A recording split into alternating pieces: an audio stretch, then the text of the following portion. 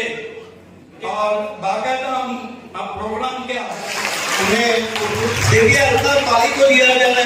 में वो लिखने का शौक रखते हैं, वाकई तारीफ के काबिल है। मौसूम एक बेहतरीन माशाअल्लाह कहता है, माशाअल्लाह।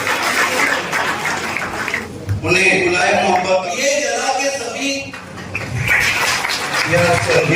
टीवी आला निशानियों के खाली बुलाए मोहब्बत पेश किए जा रहे हैं।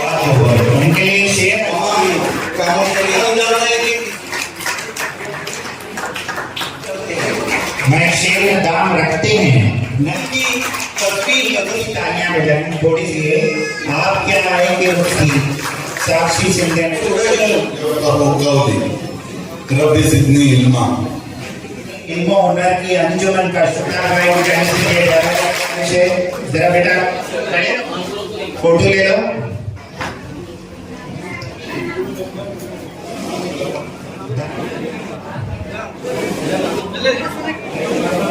इधर गुड़िया मैडम इसके परसेंटेज है 74.80।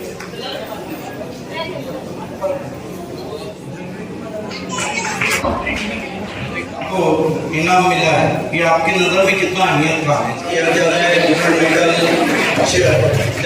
कहा है कि ये मुर्शिद वाकई सिद्दीकी का मुद्दा है। जहाँ तक हो सके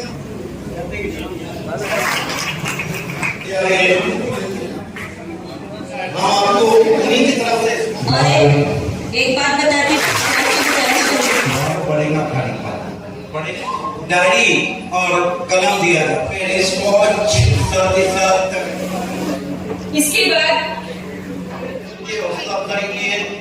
रहमत तेरी सबसे सेवा तो सबसे बढ़कर मेहरबान। बिल्कुल हमारे सरपंच साहब तला मोमिन साहब तला मोमिन ने कहीं गिफ्ट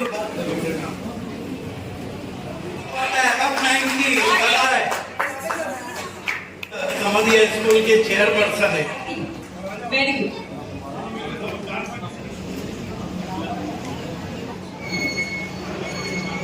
गोल्ड मेडल। इसके बाद होते हुए महफिल में चिराते हैं चिरा पर मार्क्स दिए हैं।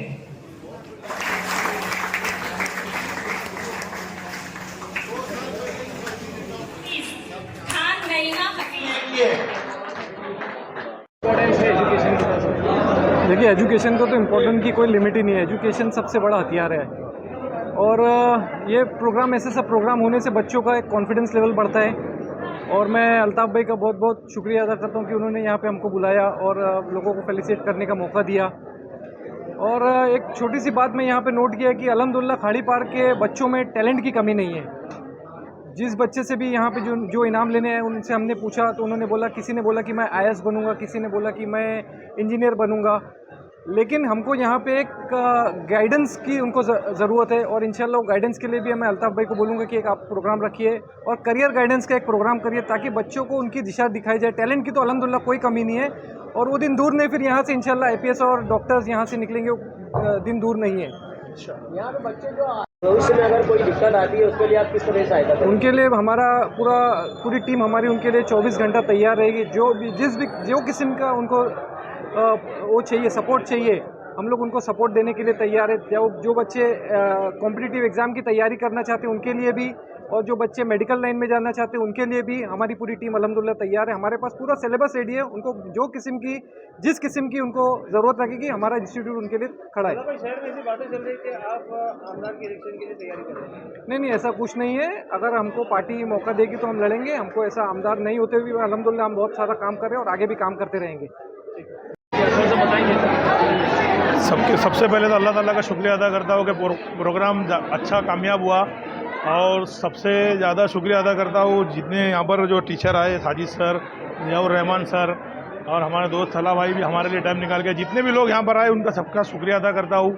मेरी टीम ने बहुत मेहनत की है प्रोग्राम के लिए काफ़ी दिनों से, उन सबका शुक्रिया अदा करता हूँ क्योंकि अकेला अल्ताफ़ बाली ये प्रोग्राम कामयाब नहीं कर सकता था। खाड़ी पार के तमाम लोग मेरे साथ जुड़े थे, जितने मेरे सदस्य हैं, जितने दोस्त लोग हैं, जितने सब रिश्तेदार हैं और जितनी टीम यहाँ पर थी उनका सबका शुक्रिया करता हूँ। आप लोग मीडिया यहाँ पर है उनका शुक्रिया अदा करता हूँ। ये छोटा सा प्रोग्राम था, इंशाल्लाह ताला आने वाले साल में इससे बड़ा प्रोग्राम करूँगा और सब जन मिलजुल के करेंगे और अच्छे से अच्छे पूरे भिवंडी के लोगों को इनाम देने की कोशिश करेंगे।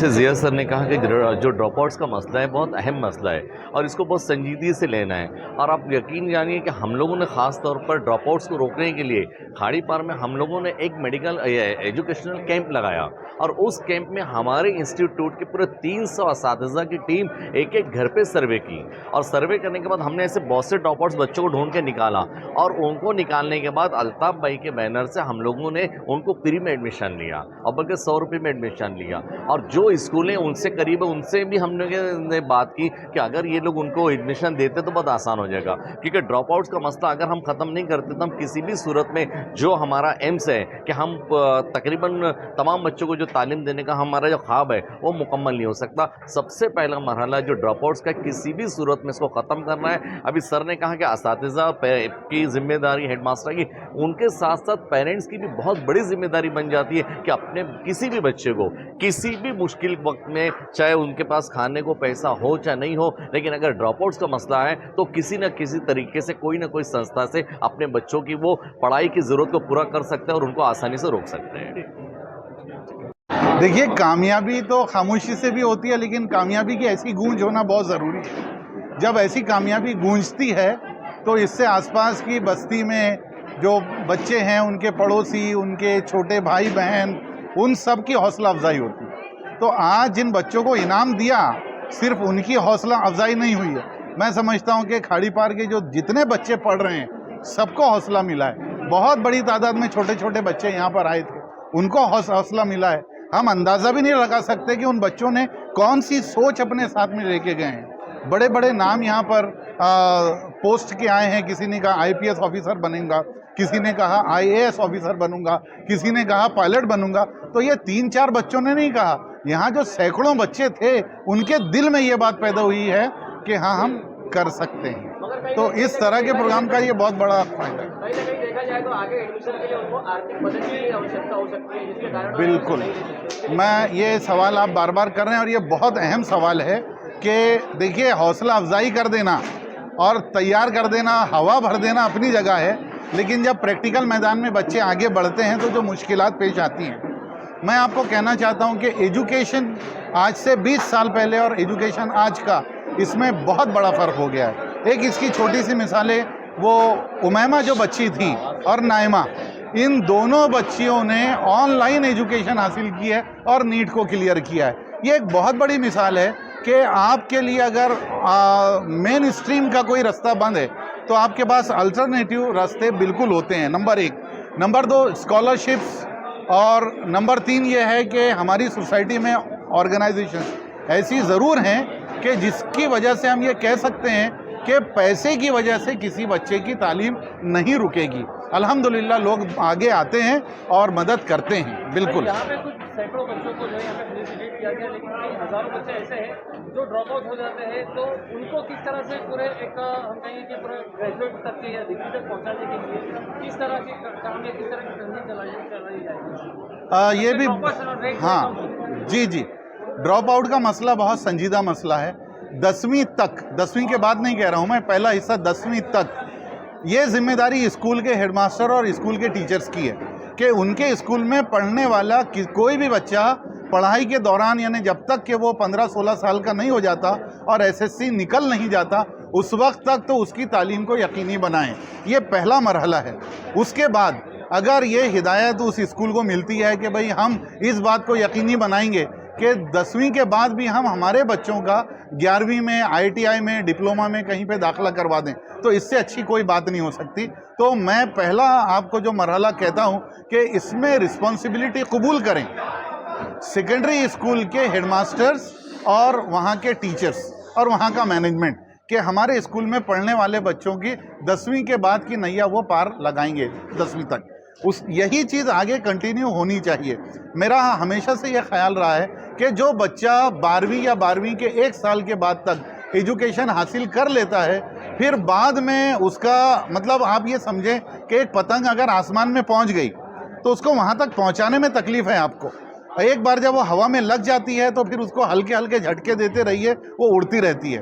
तालीम का भी ऐसा ही है। सबसे ज़्यादा जो मुश्किलात और ड्रॉप आउट का जो ख़तरा होता है वो हायर एजुकेशन में लगने तक है। अगर बच्चा हायर एजुकेशन में लग गया, ड्रॉप आउट ऐसा नहीं है कि उसके बाद नहीं होते, उसके बाद भी ड्रॉप आउट होते हैं, लेकिन ज़्यादा ड्रॉप आउट जो है हायर एजुकेशन से पहले के होते हैं, उसको रोकना ज़रूरी है। बहुत बहुत शुक्रिया आपका। क्या आपके 10th और 12th का रिजल्ट आ चुका है? क्या आप अभी नर्सिंग पैरामेडिकल फील्ड में अपना करियर बनाना चाहते हो? फिर चाहे आप किसी भी स्ट्रीम से हो, साइंस, कॉमर्स या आर्ट्स, जहां स्टूडेंट्स को पढ़ाई के साथ साथ भिवंडी के टॉप हॉस्पिटल में जॉब भी दिलाई जा रही है। डिप्लोमा और डिग्री कोर्सेज जैसे ANM, GNM, BSc nursing, BSc MLT, BSc radiology, BSc operation theatre, physiotherapy, इसी तरह से डॉक्टरेट कोर्सेज जैसे MBBS, BDS, BUMS, BHMS, BAMS के लिए भी एडमिशन कंसल्ट किए जाते हैं। ज्यादा जानकारी के लिए हमसे कांटेक्ट करें।